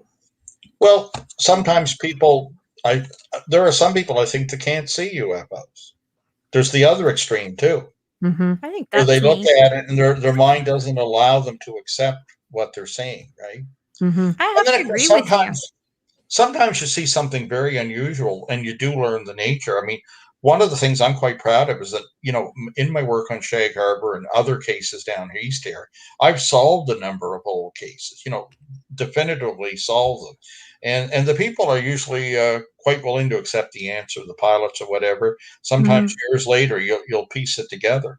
And it's satisfying in a different way. It's a little bittersweet. You know, you know, a good one gets away, but, you know, I want them to be real. You know, I don't want to be fooling myself here or anything, you know. And also on the other side, who knows how many times you've looked at something that's real and just assumed it's fake because of the CGI quality nowadays. You could be flipping through many real shots and not even know it. But good observations, like you know, it's hard to resist interpreting that. I'll give you a funny example of something that happened to me in my life. Nothing to do with UFOs, but I didn't know what I was looking at. There was a winter day. Oh, this was in the 70s, earlier 70s. Forget the exact date. And I was coming in. I was driving on a coastal road here, coming in from Lawrencetown toward Dartmouth, and it was almost dark out. I looked out to sea. I was up on a hill by something, a great landmark near Lawrencetown Beach called McDonald House. And I looked out to sea and something wasn't making sense. And I pulled the car out and it looked at me like there was two horizons. You know, you could see the horizon you always see with the ocean, right? And then above it, there was just an equally distinct line. And I knew that, you know, in the cold and in these conditions and low light, you know, it wouldn't be like a mirage or, you know, a temperature inversion or anything. And I kept looking, you could clearly see it. It was like there was two horizons. And I thought, what is that? And I couldn't make any sense. And I kept thinking, you know, drove home, went to bed. Well, when I got up in the next morning, I found the answer. I was living in downtown Dartmouth, right by the waterfront, and I got up and I opened the curtains and looked out the window, and the harbor. Halifax is our northernmost ice-free port. There's never ice in the harbor, right? And I Mhm. looked out, and all I could see was ice, pack ice in the harbor. And nobody, Wow. none of the old timers here, it had never come in. But the Yeah, so winds that were doesn't on that happen. year, and the ferry didn't run. I mean, the ferry ran through the Halifax explosion 100 years ago. I But know. Wow. you Mm. couldn't move. You could walk across the harbor, and we'd never seen it here. And 3 Mhm. or 4 Wow. days later, the wind. So what I was seeing was the pack ice coming in out to sea, but at the time it looked almost otherworldly. This second horizon. And I Mhm. thought, what am I looking at? Well, that was the edge of the pack ice advancing toward us. At How sunset, I cool. was saying. I But think at the time, it would have made no sense. But once I opened the window, I'm like, that's what it is. I think that's what people need to do is slow down a little bit and really pay attention to their surroundings. I mean, I've had people, write into me and say, driving, and then they look up and then they see a craft just going alongside the car, not Yeah, close, I mean, off in the distance, and then yeah, they turn and then it just seems to, she's like, "Yeah, okay, that's just really bizarre." I mean, I don't know. yeah. I think sometimes you get so busy with air traffic, would you even notice? I mean, if you live Well, out near Toronto, you sure in heck wouldn't notice. No, not with the airport. No. You have yeah, four or five airports right there. yeah. No. Mm-mm. Again, the misinterpretation thing. I've seen people spot the ISS going over. When it's a night Yeah, when you get good ground truth, it's almost you directly could see it overhead. clearly. And it's that right time after the sunset, and it's catching sunlight from over the horizon. And they look at Hmm. it and they're going, Hmm. "What's that? Look at that. That's not a plane. That's not a no." It's And I look at huge. it, You can't miss it looking at it in yeah, the sky. I go, It's the ISS." Yes, And they Big go, yes. "Well, how do surprise. you know?" And I said, "Watch this." And he gets about 3/4 of the way across and say there's no clouds in the sky, right? Right. And all of a sudden, very quickly, it dims and disappears before it's reached the horizon. And they're going, "Look at that. What did it do? Did it go stealth? Did it disappear?" I go, "No, it entered the Earth's shadow." They're watching too much Logic. television, And Chris. they Too look much so TV. disappointed when you tell them that. It entered the Earth's shadow. Aw. And you go onto a website like heavensabove.com, and they'll predict right to the second when it's going to do that. You can look it up and verify that. Right, Yeah. right. But they're Even very NASA Live will disappointed. show it too. Yeah, Right. they're very Yeah. disappointed. Yeah. No, it's true. It's true. I mean, do people fear them? Should they fear them? Should they not fear them? There's a lot of, I mean, you look at even Stephen Hawking. Oh, bad idea. Bad idea. Shouldn't be. Yeah, You I know don't what want to you're going be to say. transmitting into space. You don't want to tell them you were peaceful. They're going to think we're not armed. They're going to take over. Uh, But he's not the only one. There are several like that. And then you have your yays and your nays. What are your thoughts? What are your ooh, thoughts on that? careful. I don't know No, what it's just the, No, I'm hypothetical. just I'm Right just there. saying the Yeah. emails that you're gonna get if you go up against Hawking or Yeah. Tesla. No, no, oh no. I no, mean, I've no there's problem. the pros and the Yeah. cons, and there's a Hey, lot of valid. I used to go on TV and disagree with Stanton, and people they'll Yeah. say, this is the guy. He goes on and he disagrees with Stanton, and they go, "What does Friedman say?" What's wrong with you? Nothing. Yeah. So yeah, He no, was such Stephen a kind Hawking. man. Listen, Yeah. Stephen Hawking was a brilliant physicist, right? And as Mm-hmm. far as his speculation, I think we'd all be better not to speculate about alien motivation. Mm-hmm. I don't know what it is. I mean, you know, he's in that War of the Worlds camp, and then, in our times, we all got used to the sort of Steven Spielberg version of benevolent space I think brothers. so. But I is don't that a know. mistake, do you think, or is it not? Would you Just come all this way just for whatever it is they want here? Food, palladium, salt water. I don't know. Rogan? I don't know. They would have Yeah, blown I us don't up by know. now. I you don't know. know either. I mean, if their purposes were malevolent and you're able to travel this far, I'm sure it would be easy pickings. Sure. Oh, it would I'm have not happened by seeing now, the, right? All I'm kidding not seeing aside. the I'm not seeing the evidence of that, right? Yet, it's like the whole abduction scenario thing. If what they say happen. These people, if Mhm. what I'm saying I believe is true, then that's a possibility, right? But I Anything's a find, possibility. I mean, out of all the different species that allegedly exist out there, you're going to have your bad ones, you're going to have your better ones, your good ones, your great ones, just much again, like multiple people causes imagine. for the unknowns, right? Sure, Mhm. sure. If it's aliens, it's probably multiple aliens, but it's probably other things too. I think the unknowns have multiple causes. Mhm. I think all you need to do is look at all the details, the certain details that hold up, right? Right. And when people try to, they say, well, why would the aliens do that? But you can't even ask that question. Why do Mhm. we still bother dolphins and capture them and take them away? The I dolphin down know. below looking up sees a boat. It's an unidentified floating object. It comes up. Sometimes they're taken and returned, putting a tracker on them or whatever. Sometimes they're taken and never brought back. Hey, And there's we stories of True. dolphins being abducted. Never mind. well, that's right. But that's what we're Right, doing. We abduct right dolphins. out of the aquariums, gone. Well, Middle there of the you day. go. But I mean, Oh we're my abducting God. them from their world, right? Yeah, I agree. Yeah. So, you know, I don't know, if Full we can circle then. analyze like what's dangerous or not. Mm. I think there's a lot of in between. And here's what I find in the most credible cases. Something confusing. Let me tell you one story. How much time do we have? Do we have another?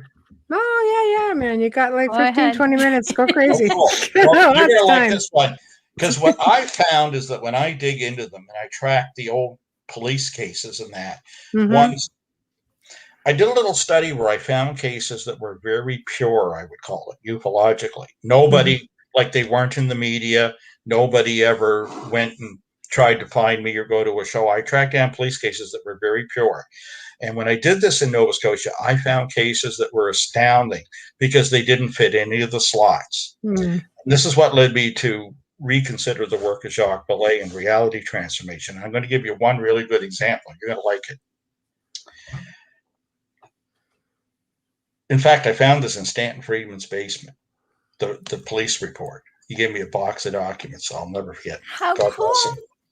Here's the thing. I went home and I read this report, and it was a one-page RCMP report from 1976, October again, that time of year. Mm. And in it, it talks about, okay, Lower Sackville is a bedroom community just outside Halifax, Dartmouth here, near that end of the Bedford Basin. And in it, a woman calls up, Mrs. Percy Webster was her name. And she calls the RCMP in the nearby Bedford detachment and says, could you send an officer to my house? There's a UFO over it. Now, this is a Sunday night near midnight. So they dispatch an officer, a young fellow, Constable Ferrand was his name. And he comes to the area, he knocks on the door, and he asks her to step out. And they look at me, he goes, actually, you have 3 UFOs over your house. This is all in the RCMP report. Then they look up. He Wow. hangs around the house for 2 hours. And she makes him coffee and brings it out. He goes to the car radio and contacts the airport, Halifax International, as it was known then, and Shearwater, the base in Dartmouth, the large naval aviation base there. They're not painting anything on radar, but he can see it. He contacts other Mountie cars in the distance, and they're seeing it from their vantage points. Okay. And what they're seeing is a lozenge sort of tubular craft in 3 sections. The middle part's like a tea strainer, and there's a green light moving. It's got a flat bottom and lights on it. There's no sound. The officer estimates they're about 500 feet over the house, hovering there. So after 2 hours, he tells her, well, I've got to leave. He said, if they get closer, you feel threatened, call us back. I'll come back. Mm. And he leaves. Wow. And at the end, he says, and he mentions 2 people, and he says, and the neighbors were also witnesses of Mr. and Mrs. Robert Bedford. And in those days, in these reports, they didn't blank anything out. There was no Privacy Act. Everybody's Mhm. phone number was still there in that. And I read this, and at the end, he says, in the opinion of the writer of this report, what I've seen was something quite unusual and could not have been an aircraft or astronomical object, because with my field glasses, I would have known the difference. Well, I thought, geez, I got to go out there someday because it had the lady's address at the time and whatever.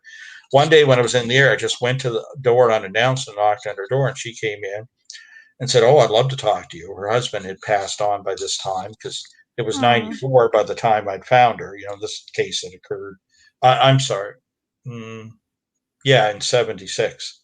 So anyway, she basically tells me with no embellishments what's in it. Says I've been looking for years, hoping I'd see something again. Thought I did a number of times, but no, I didn't. But we know what we seen that night, and the RCMP officer seen it too, and the guys he called on the radio. Okay, that's all very interesting as far as it goes. But here's where it takes a turn. I said, well, what about your neighbors? It mentions the Bedfords, your neighbors. Oh, she said, I think they're away. She says, but it wouldn't do you any good to talk to them. I said, why not? Well, she says, I don't think they'd want to talk about it. They're very serious Christian people, and we don't much get along with the neighbors. And I said, well, thank you for the warning, but I said, in the interest of completeness, I think I'll do. She goes, well, I'm pretty sure they're away, but good luck with that. And we parted. I went next door and knocked, and there was no answer. Well, I had a phone number in the Mountie report, so I kept calling the number, for the next few weeks. And eventually somebody did answer the phone. A gentleman answered one day, and I asked, is this Mr. Robert Bedford? Yes, he says. And I told him who I was and why I was calling him. I said, your name appeared in a UFO report. I'd like to discuss some details of your sighting if you'd be willing. And he says, a what? I said, a UFO report. Whoa, he says, I've never seen anything like that. Well, of course, now I'm already considering the warning of Mrs. Webster. And I say, okay. And he says, whose report? I said, well, your neighbors, the Websters. And as soon as I mentioned the name, he goes, oh, the Websters. Well, they could see anything. So this is not looking so good suddenly, right? And I think, well, I said, however, the RCMP responded and they did see it. And he goes, you know what? I don't even think we lived here then.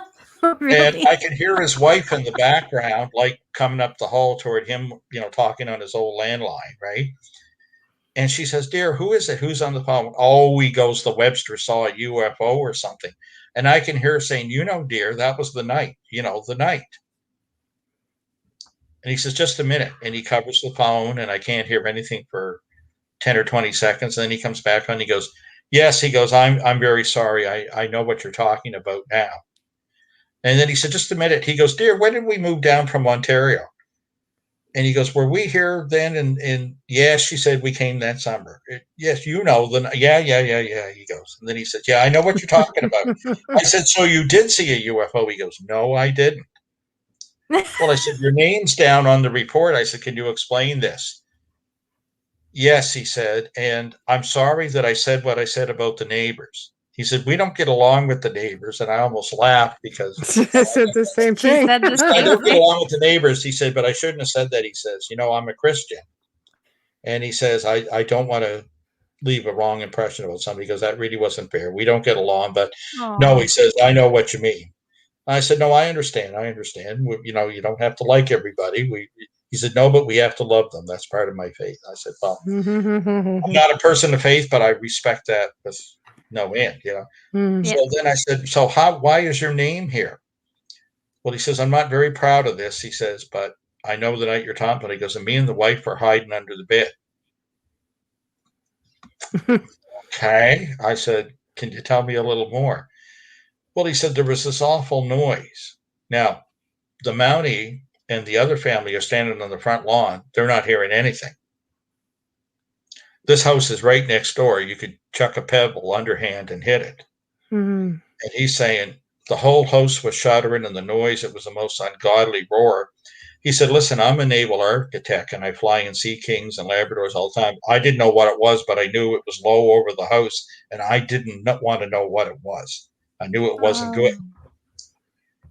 And I said, really? Ironically, he turned out to be one of the fellows that designed the building at the Shelburne base, by the way, Canada's most secret base that ties in with Shag Harbour. That came out later. But anyway, so I said, but the house is shaking. I said, the Websters and the RCMP officer, he doesn't hear anything. He goes, well, I don't know. I said, well, how did you come to communicate or meet with him then? Well, he said, that's the strangest part of the whole thing. He says, this roar was going on. We just hoped it would stop. And suddenly it just stopped like he'd flipped a switch. And when it did, I could hear this knocking at the door. So I went downstairs and it was the RCMP officer. He wanted me to come out in the front lawn. And I just looked past him. I saw the Websters out there. He said, so I wouldn't come out. Oh. And I told him about what they had experienced, and I said, "Well, what do you think that was?" He says, "I don't know." He says, "I don't want to know." Now, none of these people ever went to the press. None of them went to a radio station. None of them looked me up or what. I found this story through a police report. Yeah. But when I went and found the other witnesses, both who were reluctant, both of these people, none who trusted each other, this is the story they told. What was that? That's wow. And I found other cases like this in Nova Scotia. And to me, this is way more fascinating than some of the ones that you can easily pigeonhole and say, oh, abduction, landing case, what is that? Because I have no doubt that that's what these people saw and experienced in the same place at the same time. And how many more like them are out there? Totally different. Well, I believe that the reality transformation thing accounts for this because, to my mind, Jacques Vallée called it that. I call it controlled witness perception. Somehow, something in this phenomena, whether it's alien or whatever, is able to go in and actually control the perception. Something a little more intentional than the screen memories claimed by people like Whitley Strieber, who, by the way, was the editor of my U.S. book, the little book that come out through Del Bantam. But I mean, and stories like this, I've included in the last Canadian book I have up here. It's available on Amazon called Impact to Contact. There's a shameless plug. But in that, you'll find these kind of stories, and you don't find them in most places. They're very different. And this is the great stuff you find when you get out of the armchair and you start knocking on doors and you get out there. You think about this. If we had only communicated by email, I wouldn't have heard his wife in the hallway. No. That's true. No. If I hadn't gone and knocked on Webster's door, you get the point. The more intimate the communication, the more information you will discern. The more a lot of that is gone too. Everything is digital now. People don't answer their doors now. It's different. Well, they might up your neck of the woods. Not here. Not here. Yeah. Well, they do here, but this is the value of when you can do a face-to-face interview, and that's why it was so lucky that I found people like Squadron Leader William Bain that ran the air desk in Ottawa, that I found, people like the eyewitnesses, that were able to give you those hard details that raised us to the case of an extraterrestrial crash, or the case like the Webster case, as I refer to it, where I think that's how things like these RT cases play out. You know what I mean? And I find these cases where you don't know what's coming next. Just, I'll tell you, when that was recounted to me, I mean, the hair stands up on your neck, and because there's no reason, there's no motivation for these people, not simply to lie, but to even embellish the details. Well, they haven't gone public with the information. No, this has happened. There's nothing in it for them. That's right. They didn't know I was coming along. They were reluctant to give it out, but when they tell you, it's fascinating. And often I find these cases, and then you'll find when you go back, because the RCMP reports, it's just raw data. They just put it down, write what you see, write what you're told. Right. And when you go in and you go through these cold cases, and we're so lucky here in Canada, these RCMP files that are largely available through our National Archive system, it's something that I've been able to exploit. In the U.S., often law enforcement in a little community, would be a sheriff or whatever. But the RCMP is one of the few police forces in the world that it operates as a national police force, as a provincial police force, and as local police forces. But they have a lot of training and a high standard. They don't do anything. You can't fill up the gas tank without filling out a piece of paper. You can't decide, well, I'm not going to write this up. It doesn't work that way.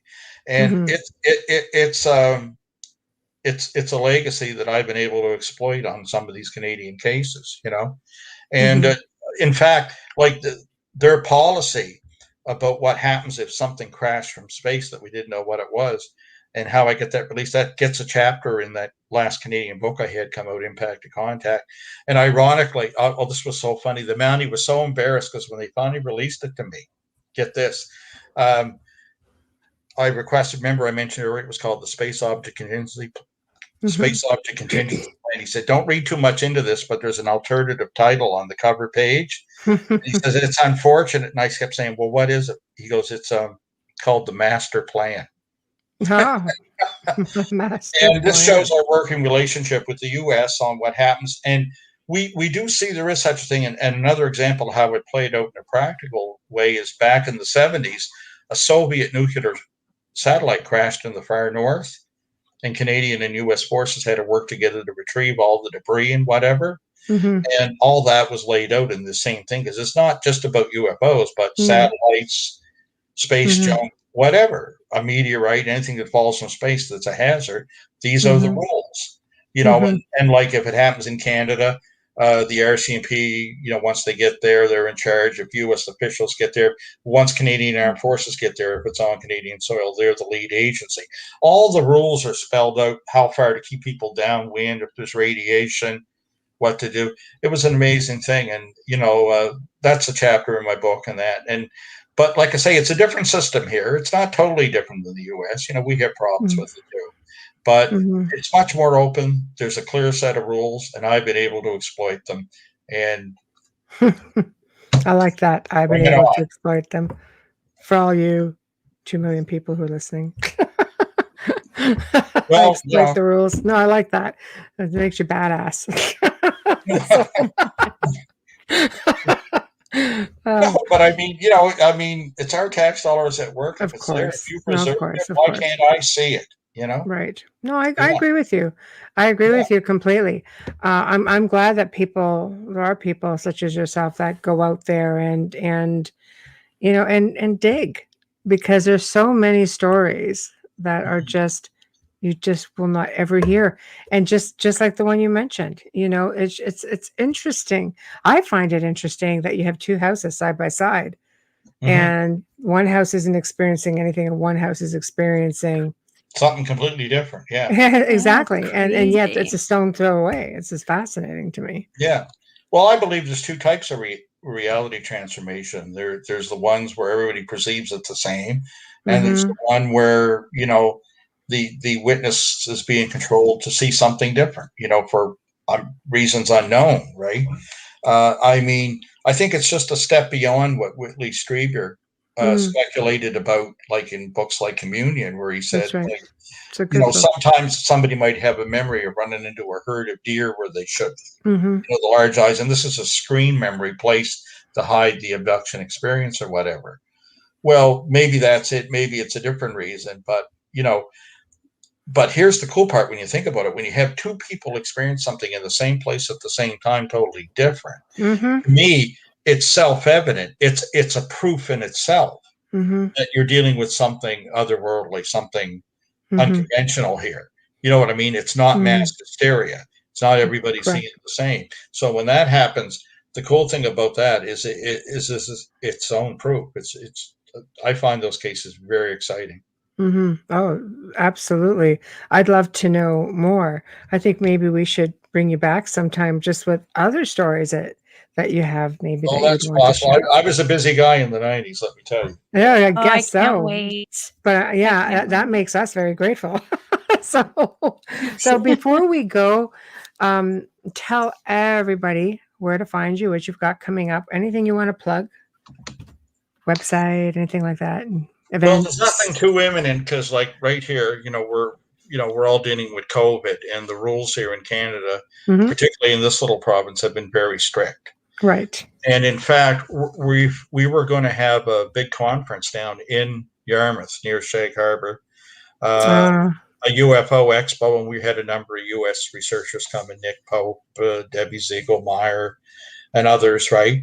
And that's going to be delayed, unfortunately, till October 2022 because we can't guarantee the border would be open. We probably couldn't even bring in the talent, let alone tickets. But there's a great website that will track that, what it's going to be. Luckily, all our speakers have recommitted to appear in October 2022. Shag Harbour UFOexpo.com is the website, and it'll have all the story details. Anybody that wants to know about Shag Harbour or other cases I've investigated that you probably have never heard about or never heard anything like them, my most recent book is Impact to Contact. It's available through Amazon. They want a bit too much for it, the deal I had with the other co-author, but it's unique. You'll hear the kind of stories I told here and more. And absolutely. Yeah. Well, I thank you for joining us. We've been waiting patiently for this segment, but yeah, awesome. it was really informative. I really do enjoy like hearing the Canadian tales because you just don't hear them very much. I grew up north with tons of sightings. It wasn't uncommon to sit around with friends around a campfire and share those exact kind of stories. It's just like, but the native perspective can be very interesting too. Oh, yes. The native perspective and their stories. Yeah. Yes. Absolutely. So you see, I'm going to be in touch with you on that. And I think I'd like to do this again if you're willing. I'd be willing. Thank you. Go down the road, Yay. I love your perspective. I love your perspective. I love your methodology. I love all of it. You're just so incredible. Thank you. Well, next time we'll have to talk about some of the dirty tricks I've learned. We're definitely going to do that. Leaving your suitcase behind with the tape recorder running in it. You get out the door and then, I forgot it. And you come back and you hear what they said after the door closed. See, that's crafty. That's very Maxwell Smart. I'm aging myself. There we go. You find a department, you send in 50 requests to every staffer that works there. One person doesn't check with higher authority. 49 people say no, and you get one yes. And I only need always. That's all it takes. Well, Chris, persistence pays off. It's been a pleasure, ladies. Thank you. It absolutely was a pleasure for us also. And I will be in touch. And the only way you get out of this studio is if you click that little leave studio button there. No, a lot of people will sit there and go, how do I get out of here? So now I'm just letting you know, it's a little button at the bottom that says leave studio. Oh, yeah, the red one. Yeah, otherwise you're stuck with us for the night. That's it. Thank you for the heads up on that. Yeah, I'm not that I know. I got to start including it in the emails. Heads up. I probably left it till morning to solve. Yeah, come back. Find you sitting here. That's all right. Thank you. All right. Thank you, Chris. Thank you, Chris. Thank you very much. Thank you. Chris. Good night. Bye-bye. Amelia. Good night, Chris. Thank you. Well, I adore him. Come to the end of another awesome segment. Holy cow, that was really good. Wowzers. Thank you all who tuned in tonight. Thanks to everybody in the chat room. You guys are always a pleasure to see. I love watching and reading all your comments. So big thank you to Chris Stiles. Humongous thank you to Folgers Coffee for partially sponsoring tonight's show. Please remember to stop by International Public Radio, UFO, Paranormal Radio. I'm not saying the other because I can't remember it for the life of me. Anyway, just go and subscribe. While you're there, please feel free to show us some love over on our group page at The Outer Realm on Facebook and Instagram. If you want to see a guest, you want to see a topic, maybe you're interested in coming on yourself, please email at theouterrealmcontact@gmail.com. That's theouterrealmcontact@gmail.com. It does take me a while to get back to people. Honestly, I do get a lot of emails. Please tune in next week as we welcome back two more amazing guests. Yes, welcoming back Wednesday night, Mr. Steve Burgess will be back on the show. Thursday night, we welcome Daryl Sims, the alien hunter, back to the show. Until then, Amelia and I thank you. Have a good night. Have a safe weekend, and we shall see you next week. Good night.